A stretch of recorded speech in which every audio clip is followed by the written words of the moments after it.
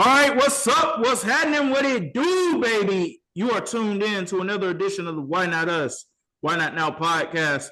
Thank you all for joining us, however you're listening, however you're watching us. It is the one and only Xavier McKnight, aka X, aka Zay, joined by my co-host, my brother right here, KB, Kory Blackshear. What's good, KB? Hey, what's going on, man? Man, City got to be bumping right now after what happened on Monday night, man.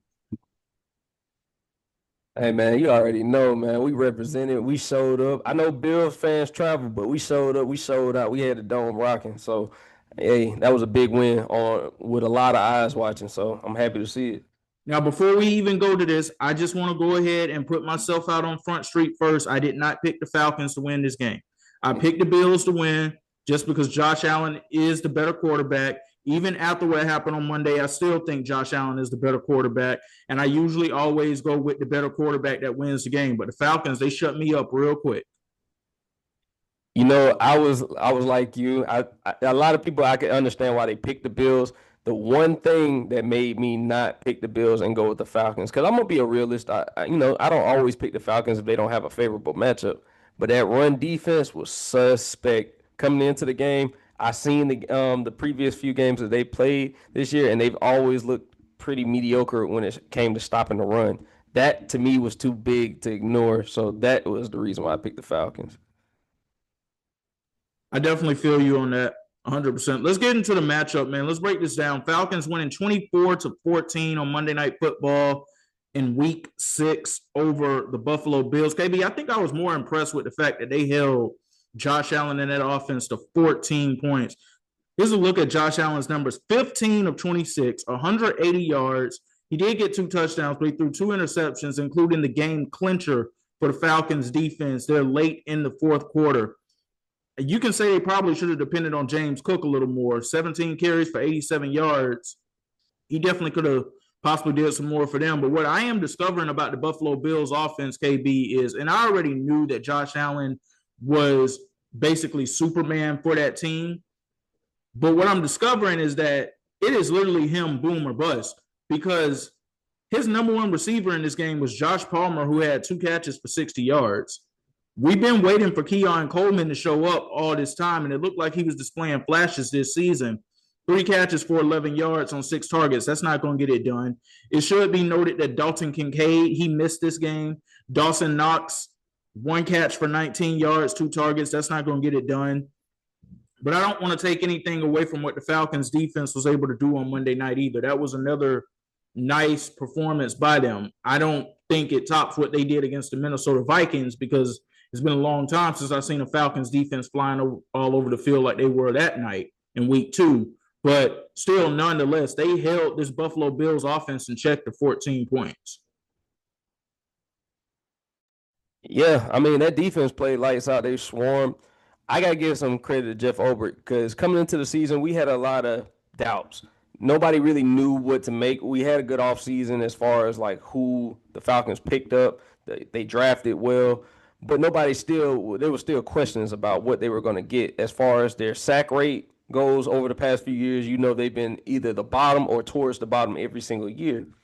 So outside of the Bills' first drive where they scored a touchdown, Josh Allen looked uncomfortable the entire time, and you have to credit the defense for that because they sent pressure at them. They would not let him sit in that pocket and just dictate the entire flow of how they were going to get downfield. I'm with you on the fact that they probably should have used James Cook. As you saw in the second half, he got going a little bit because in the first half, I didn't really see him doing too much. I felt like they were, stopping the run pretty well. But I think that the biggest problem that I see with the Bills is right now, you don't know who their number one receiver is. Like Keon Coleman, coming into the season, he looked like he was supposed to be that guy. You still had Shakir, who's still, is a good slot guy. But they definitely missed Dalton Kincaid, but I don't really see too much of a number one type of receiver with them. I see receivers like kind of like a running back by committee, but like a receiver committee. Like you have a couple of guys that can get anywhere from 3 to 5 targets, and he spreads the wealth a little bit like that. But I don't see a guy commanding the bulk of the targets for the Bills offense. So I do see that being a problem, especially when we go later into the season where you're going to have somebody established that number one or even a 1A, 1B type of situation because we need to know who is the threat on that offense on the outside, whether that be Keon Coleman, Shakir, whether it be Dalton Kincaid, Dawson Knox, whoever it has to be, he has to find someone to take the load off of him and make it easier for that offense to flow because outside of him and James Cook, you don't really know. There's a lot of questionables. It's like you don't know what to get from them. It could be somebody who's not even in the building yet, and we'll touch on that in just a moment. But one team that does have a wide receiver one is definitely the Atlanta Falcons, man. Drake London, now he came into his own last season, and he's just picking up where he left off. 10 catches, a $158, a touchdown, 16 targets in this game, and Bijan Robinson as well, 19 carries, 170 yards, along of a 81-yard touchdown that happened there in the first half. And he also picked up 68 yards through the air, catching the ball too. 239 scrimmage yards for Bijan in that game. Man. KB, I've been very critical at times of the Falcons' decision to go with Bijan over Jalen Carter in that draft. I'm probably going to end up eating crow on that one. But the reason for it, in all seriousness, is because they needed so much help on defense. And Jalen Carter was literally right there in the backyard in Athens playing for the Bulldogs, helping them win national championships. So I think that is reasonable as to why some of us felt that way. But Bijan, it's very safe to say that right now, he just might be the best running back in the NFL. Yeah, I agree with you, man. I don't look at anybody who wanted Jalen Carter at that time.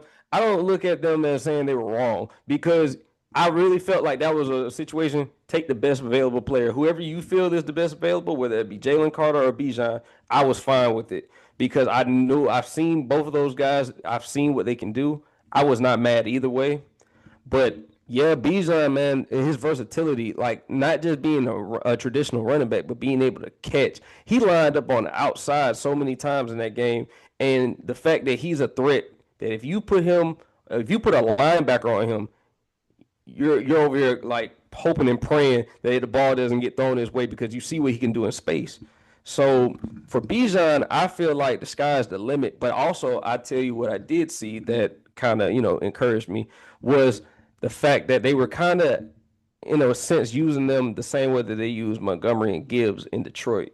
Him and Algier were kind of alternating a little bit back and forth. Some drives it would be more heavy Bijan, some drives it would be more heavy Algier. So I like the fact that can kind of give Bijan a quick little break because he does so much for this offense. He's a great pass blocker as well. So in the sense that we need to continue to establish the run because that is the strength of this team. I mean, Drake London, he balled out, and he's going to get more opportunities, especially with the fact that Darnell Mooney is still on the sideline as far as being injured. Kyle Pitts, he's still producing, helping produce. But right now, it is Drake London on the outside that's going to be the number one target for Michael Penix. So if you have that balance, I see a lot of teams having trouble stopping that Falcons offense. Yeah, and Penix, it wasn't his best performance, but, I mean, he did enough to get the job done. But we talked about this a little offline, too. I am not a fan of this pistol offense that they got going. They got to do something else different. You got to start opening the offense up in different ways because he doesn't even look comfortable back there in the pocket at times with the way that this offense is going. They got to do something a little bit different to mix things up. And we talked about this before. Get a little bit more of Tyler Algier going in there with Bijan if you have to. I don't know if it's that they don't necessarily trust Michael Penix all the way to open that offense completely up the way that it is. Because even though Drake London is a wide receiver one, they are force feeding him the football too. 16 targets, and the next person that had the most was Bijan with 8. The next receiver, who is a receiver, is Kyle Pitts, 4 targets. Casey Washington, 2 targets. Tyler Algier, 1 target. Now, it should be noted that Darnell Mooney was injured coming into this game. He didn't play in this game. But I'm wondering if the Falcons need to go out and get another number 2 to go along with Drake London, to be quite honest with you, if that will help them open the offense up. Yeah, I definitely think that they do need more help as far as on the outside.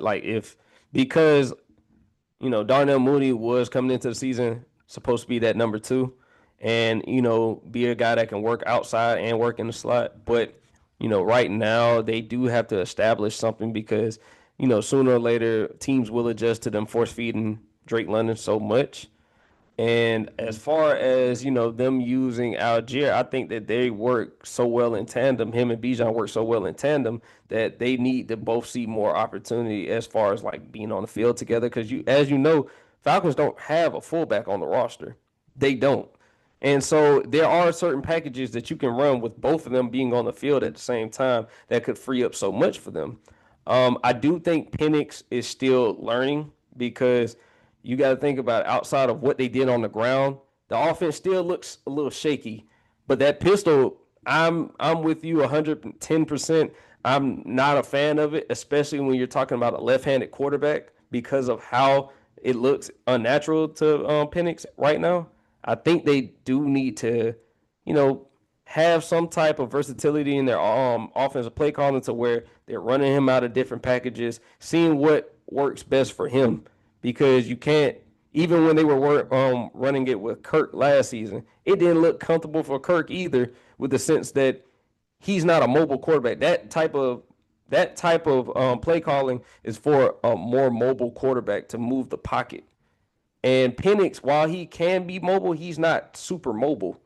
That would be something for someone more of like a Justin Fields or somebody like a Lamar Jackson. Those are the type of quarterbacks I would look for a pistol offense, not a traditional pocket passing quarterback. We got to touch more on the Buffalo Bills here, though, because I think it's very possible that they do go out and make a trade for a wide receiver. It's very possible that, and we'll talk about this a little later on in the second half of the show with special guests we have joining us. AJ Brown, that could be a destination for him. It very well could be because they don't appear to have a wide receiver one on that roster. But even beyond that, KB, I think now we can officially start to question something that we've had small questions about in the past few years. I think it's at the forefront now. Sean McDermott is getting on that hot seat. It's getting real hot in that kitchen for him right now because Buffalo is not even number one in their division right now. That would be the New England Patriots. They hold a tiebreaker over them because the Patriots beat them on Sunday Night Football. And the Patriots don't look like they're going anywhere either. Drake May, he's getting better week after week. We knew that Mike Vrabel was the right coach for that team. We knew that Mike Vrabel was a very good head coach, if not a great head coach in this league because of what he did in his years with the Tennessee Titans. And we've always questioned about Sean McDermott. Is he just the placeholder? Is he the Doug Collins?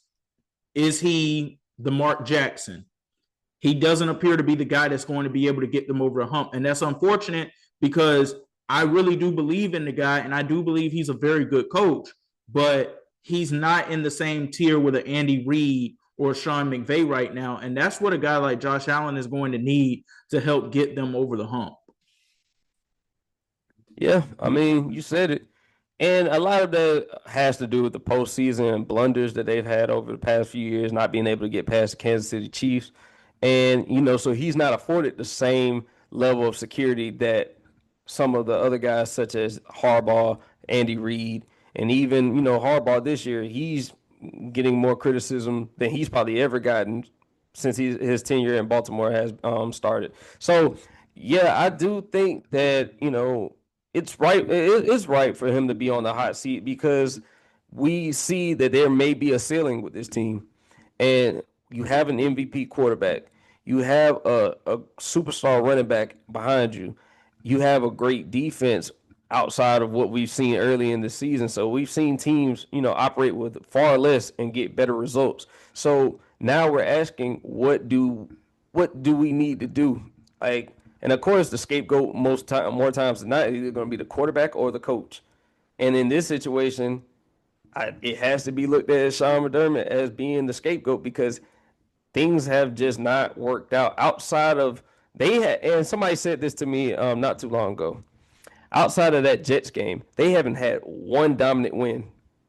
They have not had one dominant performance that we can say this season that we can point to. Go ahead, X.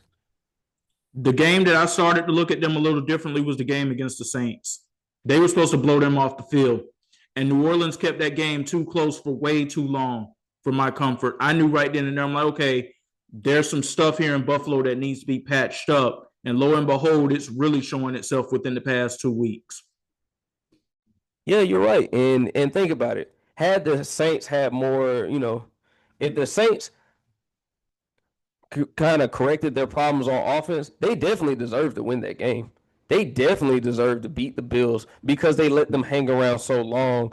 But that was, like I said, that's a micro problem to the biggest issues that they have in Buffalo right now. They don't really know if they're a running team or a passing offense. They don't really have an identity either. So they're, like I said, that run defense for me, suspect, very suspect. They got gashed in week 1 against Derrick Henry. Yeah, they won the game, but they got gashed. Bijan just gashed them. You even look at the Saints game. The Saints were getting what they wanted on Buffalo's defense. They got whatever they wanted. It's just the mental mistakes and the key mistakes that they had on those drives were the reason why they didn't win that game. But the Buffalo Bills right now is a scary situation because, like you said, the Patriots aren't letting up.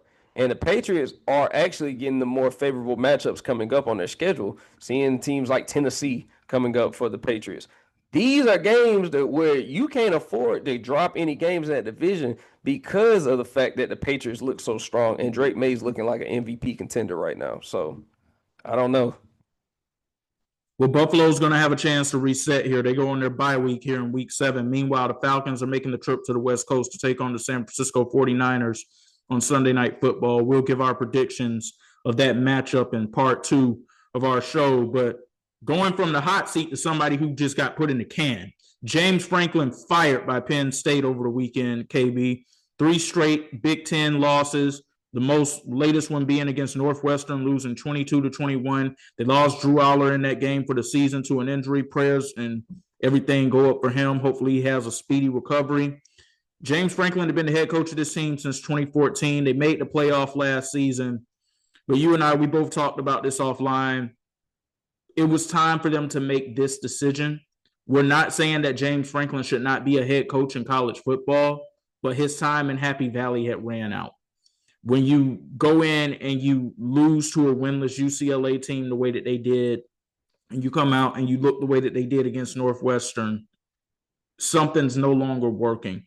And I know that players like Micah Parsons and many others have came out and they've spoken in his defense, as they should, because he's part of the fabric that has helped change their lives. And again, we are not saying that James Franklin is not a very good college football coach. I'm very confident that when one of these P4 jobs opens back up, he will be in the running to be a coach again, and he should. But at a school like Penn State, you got to be able to get it done. And he hadn't been able to get it done against Ohio State and Michigan. And remember when Michigan State was really good in the last half of the 2010s as well? He couldn't beat them very much so often. It's unfortunate that it ended up coming to this. But just what are your thoughts? Yeah, I mean, yeah. First of all, shout out to prayers up to Drew Aller. Like, that was a terrible way to go out like that. But I do think Coach Franklin is, a great coach. I just think that the message was getting stale, and when the message gets stale, it's time to bring somebody else in. Now, as far as him being, getting one of these P4 jobs, I do believe that he will get one of these P4 jobs, and we got a couple of jobs that are going to be on the hot seat, and I do see a couple of programs making some changes in the offseason. So I don't think that he's going to be, sitting on the sidelines too long before getting that call. I do think that, just the year in and year out of losing important games was just too much to overcome for Penn State. Looking at, all of their success, they rack up, we look at Penn State every year and they rack up these wins and it hasn't led to anything. Barely, you don't really look at Big Ten titles. You don't really see any national championship berths, even not even the wins, just berths, just getting to the national championship. We're not seeing anything like as far as what would have been enough to keep him there. And even his tenure, like I said, it hasn't been an unsuccessful tenure. Let's not get it mistaken. But when we're looking at who they're losing to and when they're losing to, they're losing to them, I'm sorry. But, you know, do you feel confident that they could beat Ohio State? No, you don't. You're not even confident after that, after the UCLA game that they could even beat a Michigan State. I feel like they were middle of the pack at best because we know that Ohio State year in and year out is at the cream of the crop as far as the Big Ten goes. And even Michigan, you know, they can have a signature win here and there. But Penn State, I just looked at them as like they were tired of seeing the same results every single year and they needed a change. So it was time. Yeah, they came into the season as co-favorites to win the national championship this year, and that is all but over at this point after going 0-3 in their last 3 games after starting off 3-0. James Franklin's overall record at Penn State was 104-45, a 64-36 record in the Big Ten, but against top 10 teams, KB, a 4-21 record. That's just not going to get it done. So my question now is, who is coming to Happy Valley in 2026? Now, I'm going to throw out a couple of names for you. The coach at Indiana, Savelli, he's on everybody's list. I don't think he's going anywhere. He's built something really special with that program. They got a huge win over the weekend at Oregon. Matt Rule all but went to the podium this week and made it clear that he has interest while he's also still focused on what's happening at Nebraska. Look, I just want to say this to the folks at Nebraska right now. Let me take you by the hand. I'm going to hold you by the hand like the little old ladies do at the church when I tell you this. If that job is offered to Matt Rule, he's getting up out of there. Because what he went to the podium and did on Monday over the weekend, now he did say that he was not happy about the fact that this ended up happening to James Franklin, which nobody's happy to see anything like this really happen in general, like people losing their job. We don't want to see that happen. But the fact that he didn't completely shut down those rumors, there's something there. But the biggest name that I'm hearing now is latest today, and maybe you heard it too, KB. Penn State wants to go after Marcus Freeman. And that would be a splash, great hire for them. But if I'm Notre Dame, I'm calling Marcus Freeman's agent today. Like, what do we need to do? We'll rip up the current contract. We'll write up a new contract. You give us a blank check, whatever the number is, we'll write it. They cannot afford to lose him. Hey, man, we pulling out rolling the red carpet out and everything for Marcus Freeman. If he is your guy, and I've seen what that man can do as far as what he's done at Notre Dame, you got to get him in the building. You get him in the building, that makes it to where there's no drop off from Franklin to Freeman. And now you still have a chance to bring in really good recruits, possibly a new coaching staff that will help keep Penn State afloat, you know, and possibly, I'm not going to say all the way, but it could make them a true competitor to Ohio State. We've been waiting to see, you know, a splash at Penn State for a while. And like I said, Coach Franklin, like I said, this is no indictment on him because, like we said, he's a really great coach. But if you can get a young coach who's just coming off of a year where they just went to the national championship game, I don't see how you can't bring him in, especially because I do feel like the interest level would be there.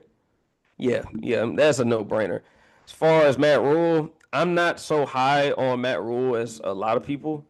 You know, seeing what he's done at Nebraska, that's cool. I saw what he did when he was in Carolina for the short time period he was. I'm not so sure on Matt Rule. I'm just gonna go ahead and put that out there. But you were right. If they offer him the job, he will jump at that job immediately. Like, he would definitely be the next head coach if it's offered to him. So, but Marcus Freeman would be the guy.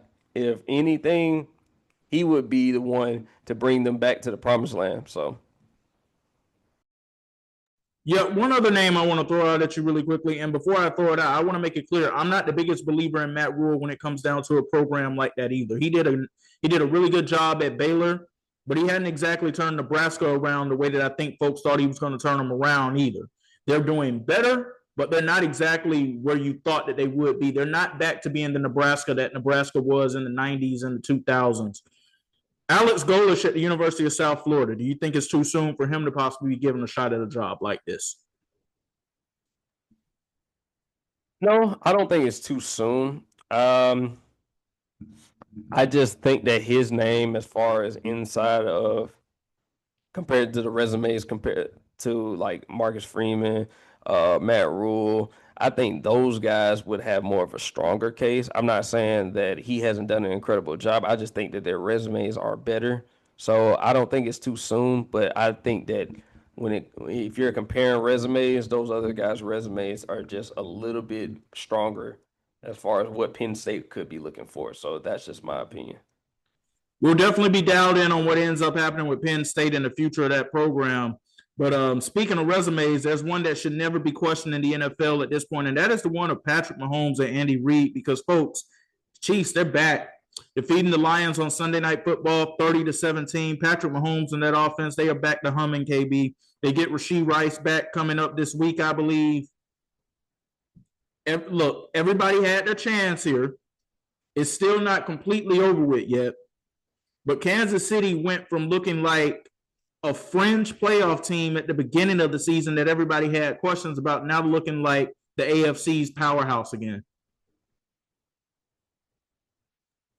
Yeah, I mean, I've said it before, I'll say it again.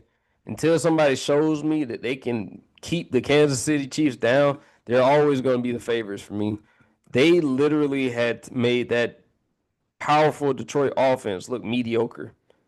And, that first drive we saw, Detroit marched down the field, but they still couldn't score. And so, as far as what the Chiefs look like, if they're getting their weapons back, so they're only going to get more dangerous. You add Rashee Rice back to a team that already has Xavier Worthy. Travis Kelce still looks like he can still, get active when he needs to. So I look at it like the Chiefs, until somebody shows me that they can keep them knocked off for a substantial period, I have to look at them as the favorites, because I can't doubt Mahomes, I can't doubt Andy Reid, I can't doubt the system that they've built over these past years. I'm not gonna do it. If someone takes them out in the playoffs, hey, so be it. But I'm not ready to put anyone above them yet. But I mean, it's like you said, I feel the way about them that I feel about the Los Angeles Dodgers. I'm not going to believe that somebody can actually beat them until I actually see somebody beat them when it really matters. We'll talk about the NLCS in just a bit, but those two teams are pretty much the standard right now in both of their sports.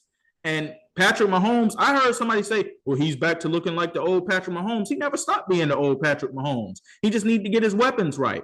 And he just need to go in there. They just need to clean some things up, which they did.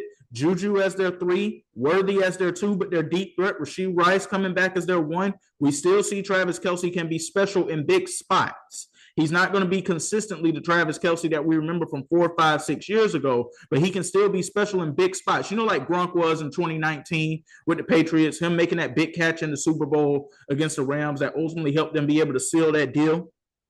So, no, don't doubt Kansas City. The defense, they look like they're getting back to where they need to be. And the Chargers and the Broncos, man, I got to tell you, they looked a little pedestrian this weekend. The Broncos and the mess that was the New York Jets overseas on Sunday, only beating them 13-11. That was a mess of a football game. Bo Nix and that offense, they haven't looked like they've been humming all season. But their defense is spectacular, and that's the highlight of that team. The Chargers, they went back and forth with a bad Dolphins team where Tua tried to give them the game so many times. They finally accepted him giving them the game in the fourth quarter. And we're going to talk about that mess that he's making down there in Miami later on in the show too, in part 2. But they don't look like they're ready to take the reins in this division too. And even though they're getting wins, Kansas City, they just look like they're getting humming at the right time. It's very similar to what we saw a couple of years in New England. They look shaky in the month of September, but By the time you get through the midway point of October and on, we already know where they're going to end up at. We already know you can lock them in for an AFC championship berth. And I'm starting to feel that same way about this year's Chiefs again. Hey, all I'll say is if you're the Chargers, if you're the Broncos, you better do your best to make sure you have a chance to win that division. Because if you have to come to Arrowhead, it is not looking good for either one of you. And I've seen them do it on the road too. But if you come to Arrowhead, you will lose, and you will lose in bad fashion. And for the Chargers, I'm looking at them like, yeah, you just went to war with a bad Dolphins team, and now you have to come and see Jonathan Taylor next. And so you really need to address the issues that you got, because I don't feel like you can stop a nosebleed. I'm gonna be honest. I saw that Dolphins team walk y'all up and down that field. And it didn't look good. If you're the Broncos, like you said, that Sunday morning game was awful. From an offensive standpoint, that was awful. And if it wasn't for the 9-sack performance from that defense, you very well could have lost too. And you probably should have, because, like I said, that pedestrian offense just it hasn't clicked in a few weeks. So let me hear your thoughts on it. If the Jets had did what they were supposed to do in the third quarter and put Tyrod Taylor in the game, they would have lost that game.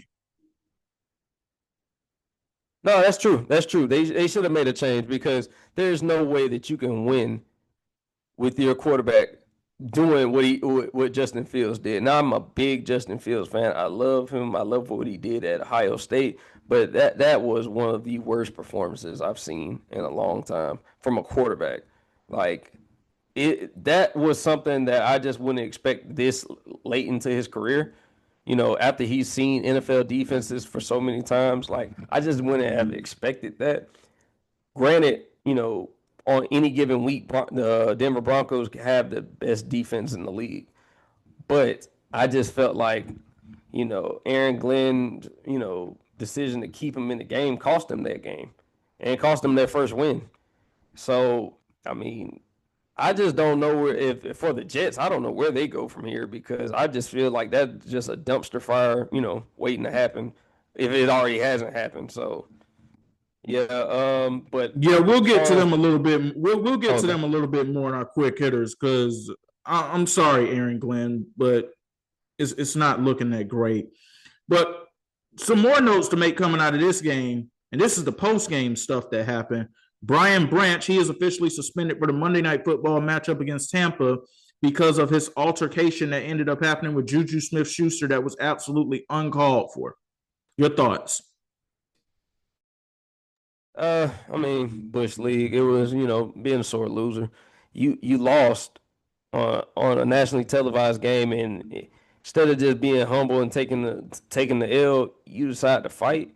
Brian Branch, you better than that. Like, and you made a split-second decision that cost your team in the long run, because they're going to be missing you on Monday night against a red-hot Tampa Bay team when Baker also looks like an MVP candidate. You can't afford to be down, and they're possibly getting back Mike Evans. So, yeah, that was selfish. That was very selfish, and it didn't need to happen. It's the end of the game. You lost the game, and I'm a big believer, if you can't do it between the lines, you don't need to be trying to fight after the game. You lost. You had time. You had a whole game to do that, to fight and do all that. You didn't do it, and you waited till after the game, and then cost yourself and your team your presence in the game against the Tampa Bay Buccaneers. I didn't like that. I thought that was selfish.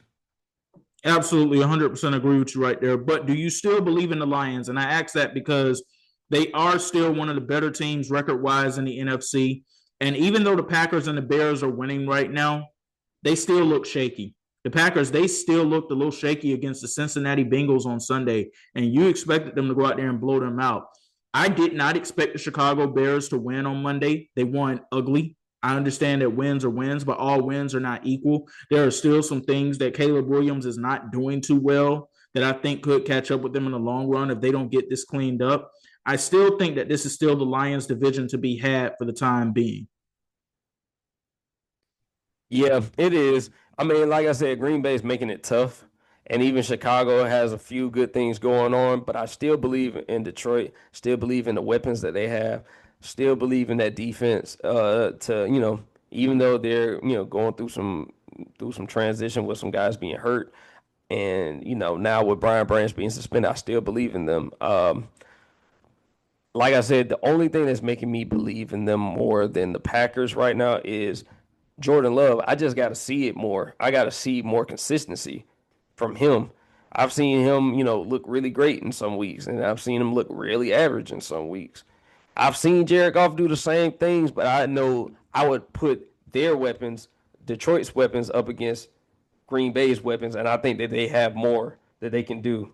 So that's why I feel like I'm so confident in Detroit as opposed to Green Bay in that division. I'm with you right there. I need to see more from Green Bay. I don't like what I've been seeing for the past 3 to 4 games from them. They haven't looked the same since that week 2 performance against the Washington Commanders. And I don't know if it's because they ended up losing one of their weapons in that game or what.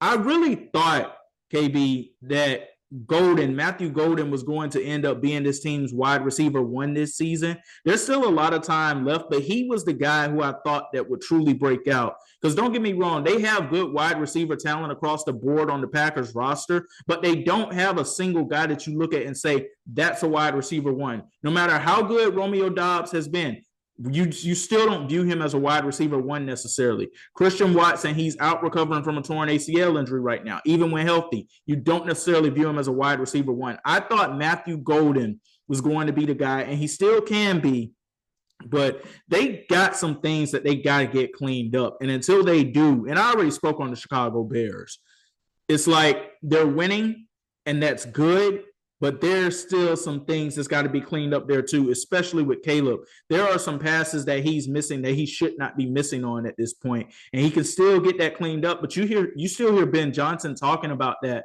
in these press conferences too, about some of the things that they have to continue to get cleaned up. So I still believe that this is still Detroit's division to be had. Do you have any final thoughts on this one? The last thing I say, the thing that makes Detroit more of a standout for me is the fact that they've been there, they've done that, they've seen what it's like to be in that NFC Championship game. So the experience, I have to go with Detroit. I have to. I can't, like I said, questionable for Green Bay because, like you just said, that wide receiver core has a lot of youth, but not a lot of experience. And with them not having a true number 1, it's still wait and see whether that's going to cost them in the long run or if they can create a number 1 with Christian Watson still being hurt and Jaden Reed still being hurt. So we'll see. Let's get to some quick hitters, man. We're going to start off with some changes that are happening in the coaching world. Staying in football, Brian Callahan dismissed on Monday as the head coach of the Tennessee Titans, not even making it through a full 2 seasons, KB. I pretty much saw this coming, but I don't know if this is necessarily the best for the development of Cam Ward. Your thoughts? Yeah, he was a dead man walking. Not literally, but he was a dead man walking. There's nothing that they could have done to prevent that. That offense, it was not working. And like you said, I don't think this was the right move because you don't want Cam Ward to have to get used to different coordinators, different coaches every single year. And they're not set up to win right now. So I don't really see how this move is going to, get them any closer to winning. So I don't think this is a good move. We'll see if their interim coach ends up being the guy. My guess is that he will not be. But what's happening right now in Tennessee is very similar to what happened in Chicago last year when we saw Matt Eberflus dismissed after the Thanksgiving Day game, even though after what happened at the end of that game, he should have been ushered out that door, quite honestly. But hopefully, they can end up finding their guy like Chicago appears to have found theirs in Ben Johnson. Moving over to the world of baseball, the San Diego Padres are now on the look for a new manager. Mike Shildt announcing his retirement, citing the mental and physical toll that this takes. Listen, just want to wish him all the best. These are some very difficult jobs that these people have to be put in. And I know that you have some folks out there who are going to say, but they're making millions upon millions. That does not take away the mental and the physical grind that all of this takes, them being away from their families for most of the calendar year, because it's much more than just that 162. Their seasons pretty much start up for them around late January because you got to get ready for the start of training camp at that point. Then you get ready for pitchers and catchers to report. Then the whole team reports. Then you go through spring training. You go through that full grind of 162. And if you're fortunate enough, you get to go to the playoffs and you play throughout October and however long that goes for you. But I can imagine that when you have a roster like the Padres have, and you go through that grind that you have too, and he didn't necessarily say that this was an issue, but I'm sure that it has to be lingering somewhere, KB. The Padres are one of the few teams that have a roster that you can guarantee we're going to be one of the top 6 teams that will be competing for a World Series this year. And when their season ends the way that it does, and you don't go deep in the playoffs and you're not the last team standing at the end of the year, I'm sure it also kind of makes it feel not even as satisfying too. Yeah, like you said, that baseball is a sport that a lot of people don't realize it's year round. It's year round. So there's not really much of an off season. There's still, like, after the season, they're still training. They're still working on things because, like I said, spring comes fast. So there's going to be a lot of different there's a lot of different things that go into that grind of a season for, baseball players and also managers because, like I said, there never is an off season for them. I do feel like with the talent that, San Diego does possess, that they're always going to be looked at as being one of the top teams, especially in terms of payroll, their roster that they put out. When you have a team with Manny Machado, and Fernando Tatis Jr., there comes with a certain level of expectations. So I do think that, this probably was another thing that was needed. But yeah, I wish them the best. The last thing I'm going to say on this, hey, Atlanta Braves, y'all better get to moving and shaking on who your next guy is going to be because whoever inherits that roster, they know that they're inheriting a championship ready to win situation right now. You have now gone from being a favorable situation to now being one of those favorable manager candidates like David Ross might go, let me give this place in San Diego a look if they do indeed give him a call, which I'm sure he'll be one of their top candidates. Getting to some more quick hitters for you, D. Seattle Mariners are up 2-0 in the American League Championship Series right now. They take the field again today, KB, and it's the first game in Seattle in this series. So they went to work in Toronto in those first 2 games, especially in Game 2. My goodness, in Game 2, they went to work on them. I'm 2 games away from being correct on this prediction. I picked the Mariners to win the pennant. What are your thoughts? Man, I love this Mariners team.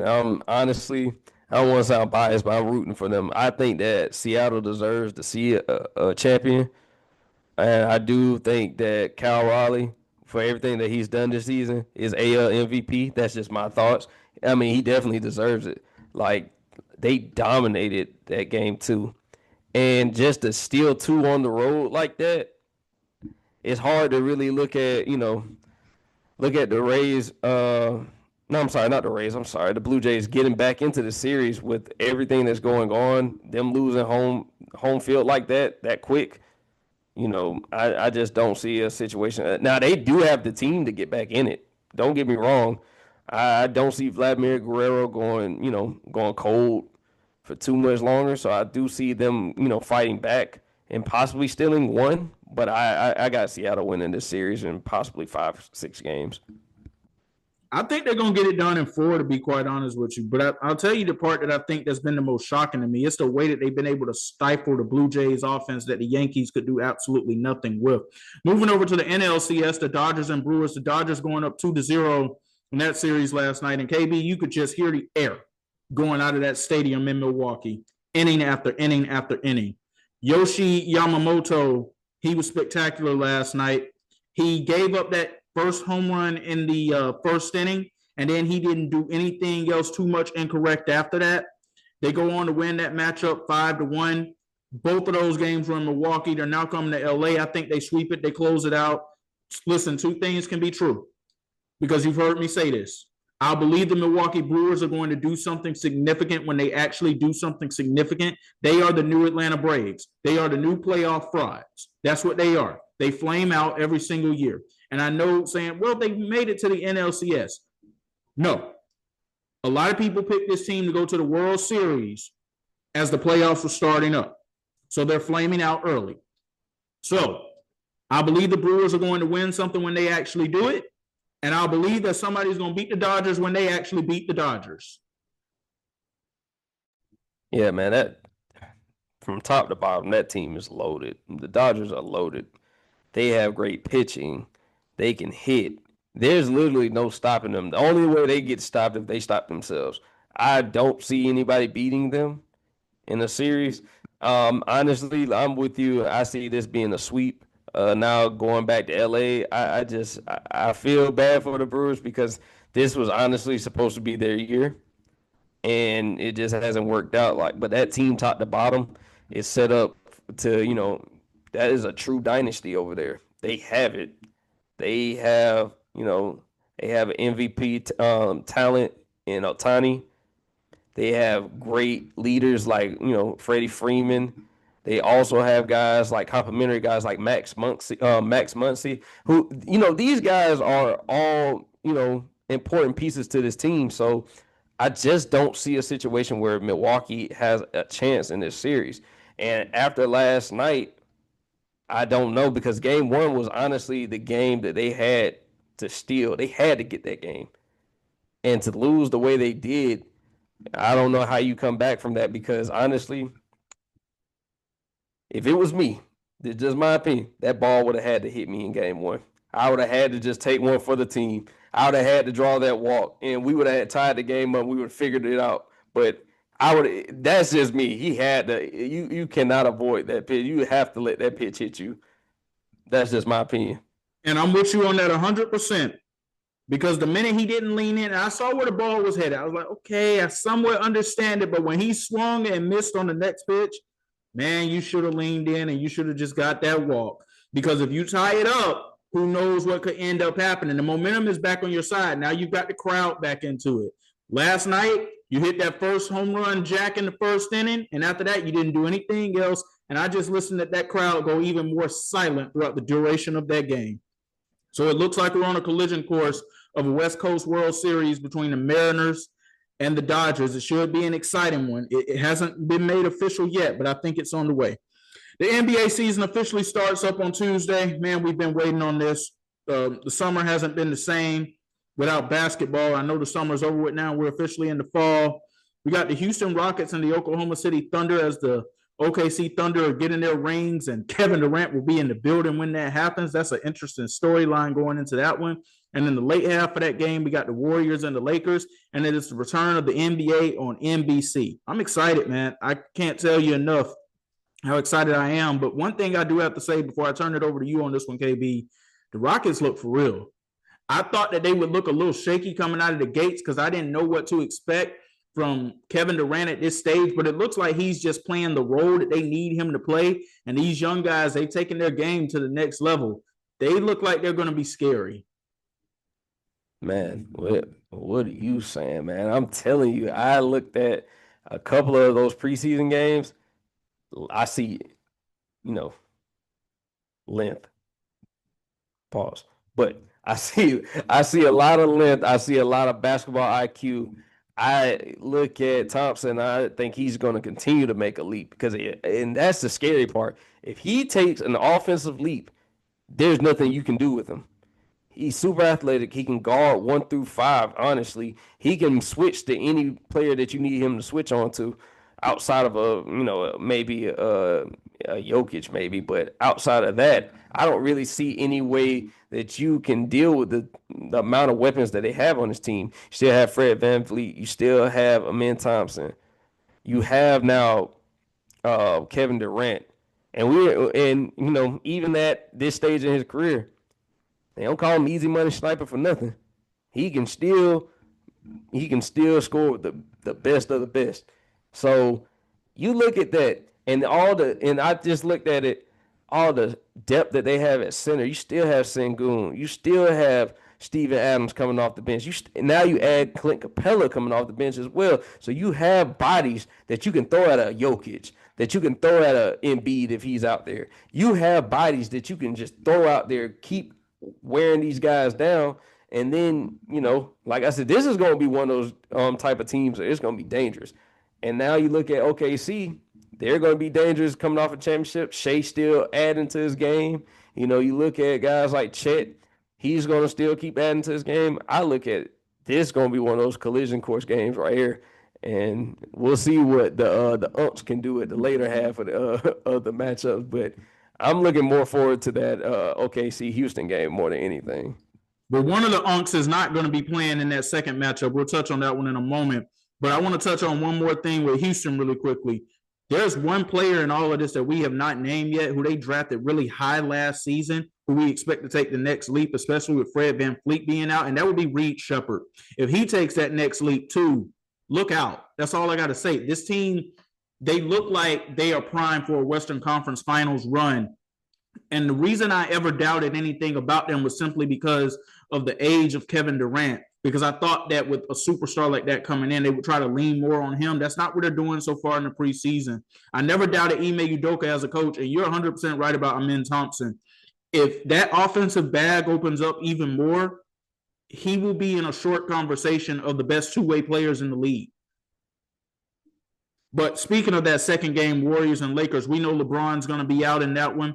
It will be the Luka Doncic show. Looking forward to seeing what the Lakers are going to look like with him. I refuse to believe that DeAndre Ayton is going to continue to look how he's looked in the preseason. I believe he'll show up somewhat. But with the Warriors, I'm curious to see what a full season of this experiment now looks like.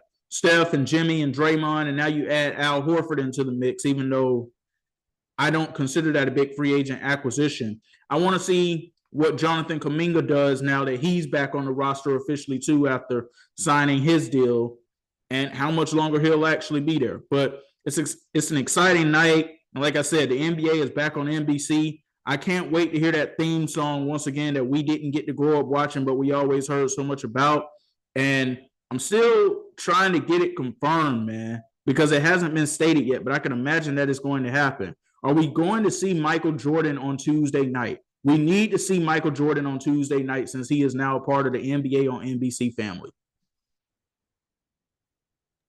Yeah, man, it's going to be so different not having TNT be the home of the NBA.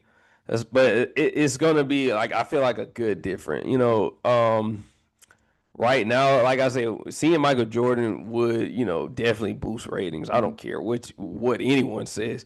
Seeing Michael Jordan, who's a lot of people's GOAT, like, being an analyst on NBC, I think that'll be great for the game.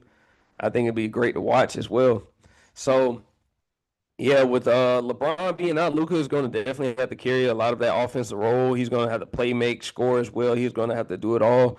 I do think that there's a lot of questions as far as the Lakers roster goes. Even with the Warriors roster, we still don't know. We don't know what a full year with Jimmy Butler looks like. We don't know how Jonathan Kuminga is going to come out this season with all the offseason drama that's carried around his name. So it's going to be a lot of questions that are hopefully,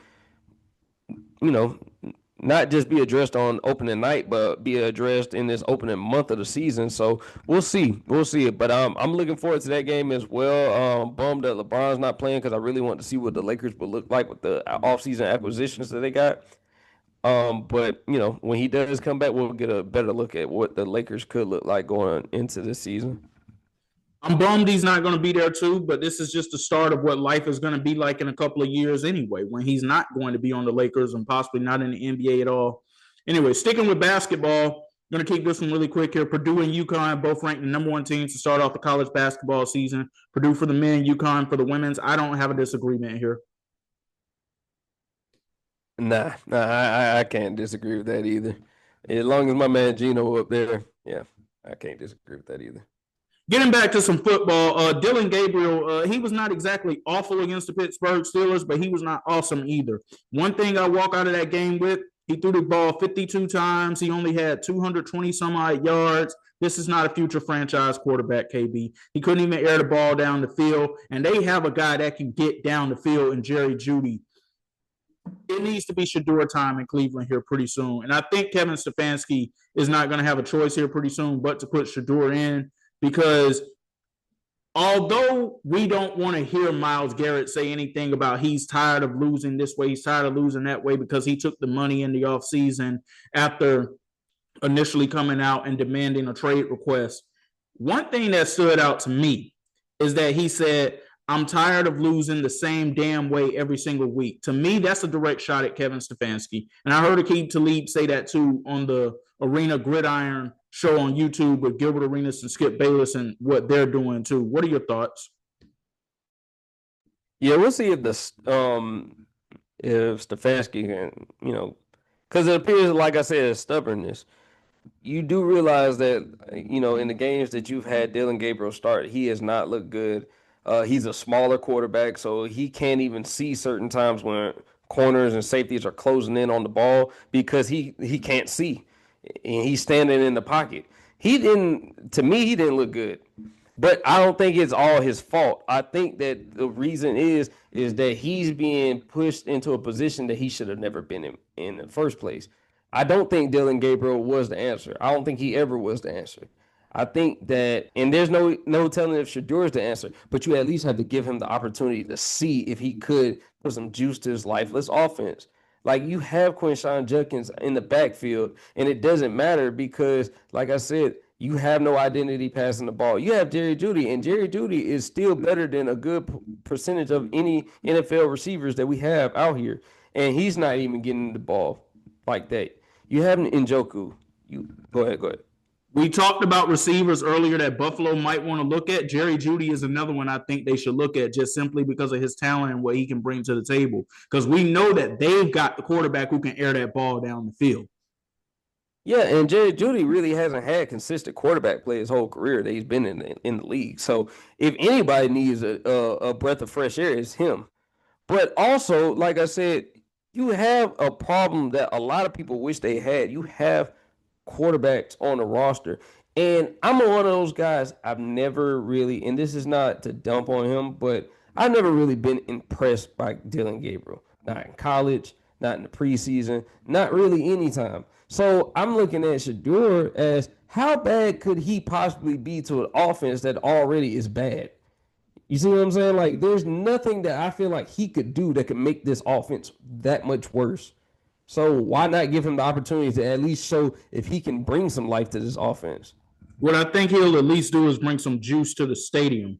He'll at least have that type of Jackson Dart effect that we're seeing him have with the Giants right now.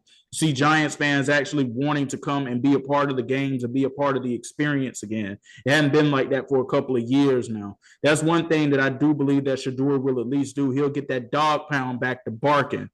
And we'll see if he's able to provide a spark. Because, again, this is nothing against Shedeur. What I'm saying, I don't know for a fact that he would be the answer in Cleveland. I don't know if anybody is the answer right now in Cleveland. That whole organization from top to bottom, ownership all the way down, the NFL just needs to strip it, and they need to just start over completely with it. The Cleveland Browns came back into the NFL in 1999 after being taken out in 95 and moved to Baltimore and becoming the Ravens. They came back in 99. They have been a dysfunctional organization ever since. Ever since they came back. When Art Modell originally moved that franchise away from Cleveland to Baltimore and they became the Ravens, in their second act, they have been nothing but a dysfunctional act ever since. That was 26 years ago when they came back. That is saying a lot right then and there. And I'm going to say it again because I just feel the need to continue to reiterate this. And Lawrence said it himself as a Cowboys fan here on the show last week. Jerry Jones gets all this flack and how he's the worst thing that's ever happened to the NFL and he's the worst owner in the league. Jerry Jones does at least have 3 rings to show for what he does, and the Cowboys do at least make some type of moves. Even if you question some of the things that they do make some type of moves, and they are somewhat a competitive team. What is going on right now in Cleveland, Ohio, and what has been going on since 1999 is atrocious, and the NFL needs to step in and they need to do something about it. Agreed. Well, Arch Manning, he showed up last week in the Red River Showdown, Texas winning 23-6. His performance was not spectacular, but it's what you want him to be able to do. He was 21 of 27, 166 yards, a touchdown, no turnovers. He was very efficient. They got the win. It was a huge win for them because Oklahoma came ranked in 6th in the country. So last week on the show, if you watch, or if you heard, I ate popcorn while we sat here and we ridiculed Arch Manning in Texas for how they looked against Florida. Well, this week, I'm going to give a toast to Arch Manning and Texas for getting it done against Oklahoma. This is nothing but ginger ale in this glass right here, y'all. It's not no alcohol or anything in his ginger ale, but I have to give them a toast, KB, because we came out and we ridiculed them last week. I got to show them some love this week. Yeah, shout out to that Texas team, man. I'm still not 100% sold on Arch, and I'm still not 100% sold on that offense. But what I am sold on is that defense. That defense is amazing. They made John Mateer look like he was like this was his first game ever. He threw 3 interceptions. He was terrible. He was awful the whole game. That was that defense that was stifling him the entire game. So if I'm going to give more credit to I'm going to give Arch Manning his credit for, being a game manager of that game and just not turning the ball over. But if I have an MVP for that game, it's definitely going to be that Texas defense that stepped up and got them that win, a much needed win to get them back into the top 25. And we'll see if they can somehow make their way back into the playoff race. We're coming back with part 2 in just a moment, folks. We've got a special guest joining us as we open up about the Philadelphia Eagles and their problems and much more. You're tuned in to the Why Not Us, Why Not Now podcast. It's X, it's KB. We'll be right back.